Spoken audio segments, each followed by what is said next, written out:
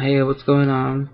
This is gonna be like my third attempt of making my second video, but this one is going to be about meeting your recruiters, and hopefully it will be about that, and I won't go on and on. But for me, what I did, I looked for my local recruiting office, went in there and said I'm interested in joining and whatnot. They told me to come back the next day, early in the morning, like as soon as they opened, and what I did was, what I recommend is that when you see your recruiter and make an appointment, bring your social security card, your birth certificate, a form of ID like a state ID, whatnot, and maybe another form just to be safe, like a passport, expired passport, and whatnot. And make sure you have all your family information and personal references and whatnot. That where your address is, where you live for the past 7 years. Um, let's see. When you go in for your appointment, be truthful to your recruiter. Tell them, any surgeries you may have had, illnesses, if you have any tattoos. Just be truthful to them because it could backfire in the long run if you didn't tell them anything and then you get caught. You can either permanently disqualified for joining the Navy, or maybe even any other branch, or maybe you have to wait like a whole year before trying again. I'm not sure exactly how that works, but what I watched in other videos and read, that's what could happen. But for me, I had surgery on my left wrist because of an accident third grade, so I didn't have any medical documents on it, like records and whatnot. So I had to go to the hospital where I had surgery. Went to the medical records department. They no longer have my records on file anymore, so they typed up a letter saying I didn't have it. So I go back to the recruiter's office, give it to them. They sent it to the doctors and they reviewed it. I think I maybe waited like a week or so before hearing back from the doctors, and they requested for me to get x-rays. So I go and get x-rays. Had to wait like 10 days before I could actually get the actual x-rays because it was a holiday in July, the 4th of July. And so I finally get the x-rays after all that wait. Go back to recruiters. They send it into the doctors to review it. Probably waited like 2 weeks or so because they have like a work overload, I guess, like a lot of people are trying to join the military, I guess, this year or something because of the economy, especially the economy. That's one reason why I'm joining. But yeah, waited like 2 weeks or so. Finally hear back to give an A-OK, so I went to fill out more paperwork. A lot of information, like what school you went to, your high school, where have you worked, your addresses, all your family information. They go over like there's like a questionnaire kind of thing, like have you ever had, like I don't know, I'm just gonna make it up, like the flu. Um, you broken any bone, had surgery, committed a crime, stuff like that. Got all that paperwork, and then like if I don't, everything's different for everyone else.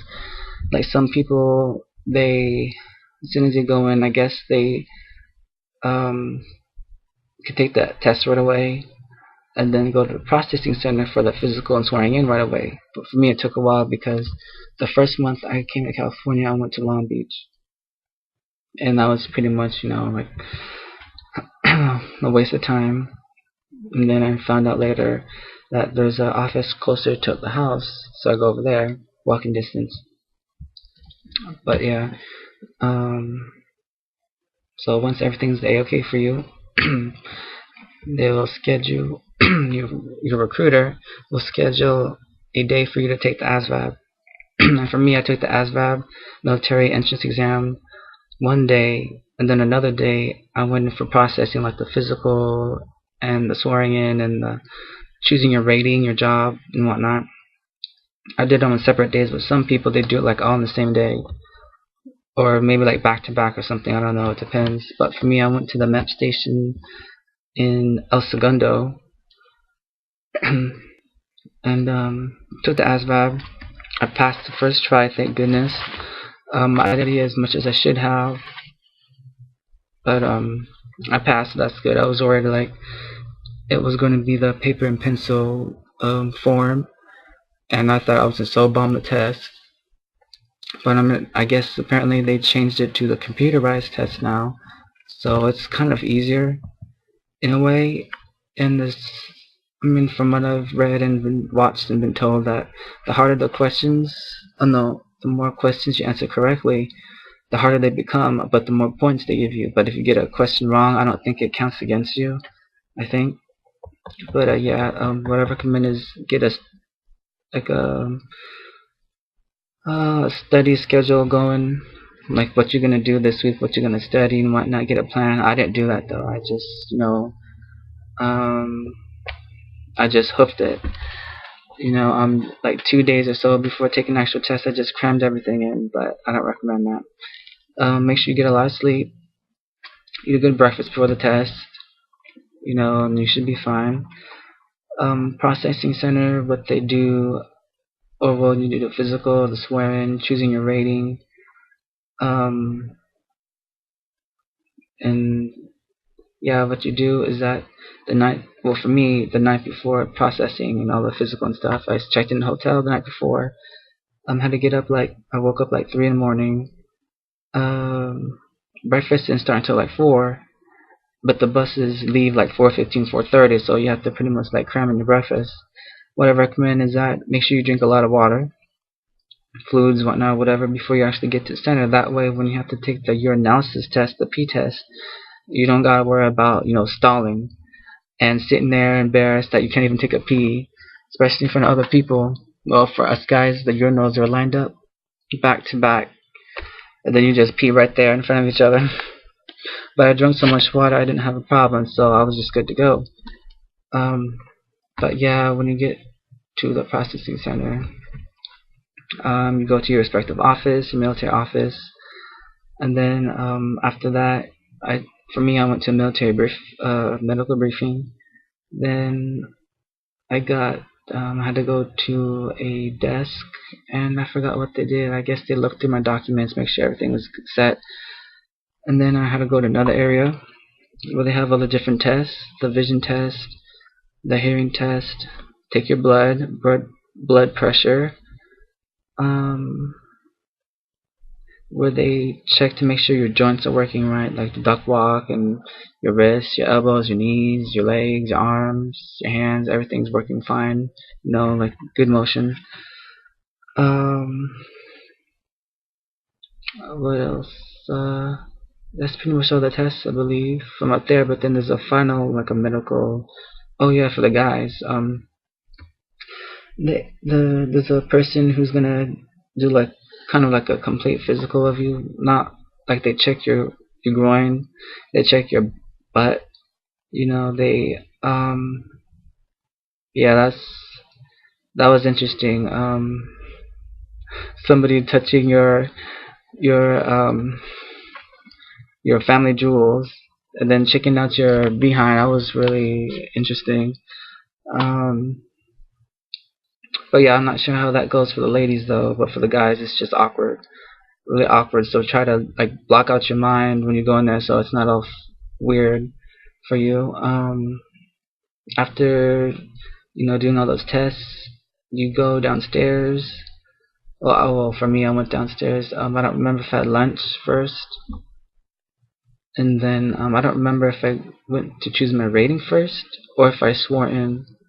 I think I swore in first. Like there's a little briefing again before swearing in. Make sure if you're hiding anything, whatever, they try to trick you into saying, oh, I didn't submit this or say this, and etc. etc. And pretty much the purpose during processing at the MEP station for the physical and whatnot, their goal is to disqualify you, find anything, hold you back, and you don't want that. So if it's not too serious, life-threatening, I wouldn't worry about too much. But just make sure you tell everything to your recruiter, and talk to them and whatnot. But I sworn in, then chose my rating. My rating, well, I guess right now currently is hospital coroner because everything else, well, I didn't really want. Um, depending on what jobs are available, and then your ASVAB score. You know, you choose your jobs. I didn't have much to select from, because apparently they're cutting back in the military of the amount of people joining. I'm not quite sure why. I think it has to do with the war. You know, a lot of people coming home and whatnot. I'm not quite sure. I didn't do my research on that, but yeah, I'm trying to leave as soon as I can. So the hospital corpsman's ship out date for basic training is March of 2013. And that's too long for me, so I'm trying to leave ASAP. Um, yeah, I entered a program, I think it's called DAR, where if someone becomes disqualified, they quit, or they don't want to join anymore, either because, you know, arrested, drugs, got someone pregnant, is pregnant themselves, you know, etc., etc. You could take their job and then ship out on the date that they're supposed to ship out to basic training. So that's the program I'm in. I entered it August 15th, so it's like a whole month now. Like, you know, pretty much a whole month. But yeah, so what else? That's all I can think of right now. I was actually just gonna leave this video to be about meeting with the recruiter, but I just kept going on and on, so sorry about that. I think I might make separate videos on taking the ASVAB and maybe like the processing day, swearing in. I'm not quite sure yet. Oh, maybe a video about DEP, delayed entry program. I can't think of anything else to talk about. So if you have any questions or whatnot, hit me up, you know, and I'll answer them as best as I can. But until then, you guys have a good day.